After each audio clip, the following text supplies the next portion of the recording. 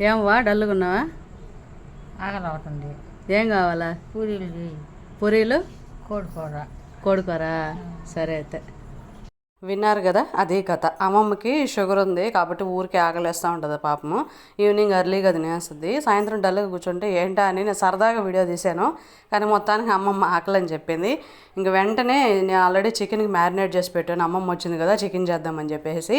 దాంట్లోకి అయితే పూరి అడిగితే ఇంకా సరే చేసిద్దాం తింటుంది కదా హాయిగా అని చెప్పేసి ఇంట్లో అయితే మొత్తం ప్రిపేర్ చేస్తూ ఉన్నాను. అమ్మమ్మని అప్పుడప్పుడు నేను భలే ఆట పట్టిస్తుంటాను. నన్ను చిన్నప్పుడు మా తాతయ్య ఊరికి తీసుకెళ్ళినప్పుడు అమ్మమ్మ ఉప్మా రవ్వతో ఇడ్లీ పెట్టింది. అది పొద్దునకంతా అసలు బాగా పాడైపోయింది. అది చూసి మా తాతయ్య బాగా తిట్టారు అమ్మమ్మని. అది గుర్తొస్తే నా భలే నవ్వు వస్తుంది. అప్పుడప్పుడు అది గుర్తు చేసి మరి ఊరికి వస్తే ఇడ్లీ చేస్తావని అడిగితే నవ్వుతూ ఉంటుంది. ఇక ఫైనల్గా అమ్మమ్మ అడిగినట్టు పూరి, అలాగే అమ్మమ్మకి నాటుకోడి పులుసు అయితే పెట్టేశాను. అమ్మమ్మకి నచ్చింది. మరి మీకు నచ్చితే లైక్, షేర్ అండ్ సబ్స్క్రైబ్.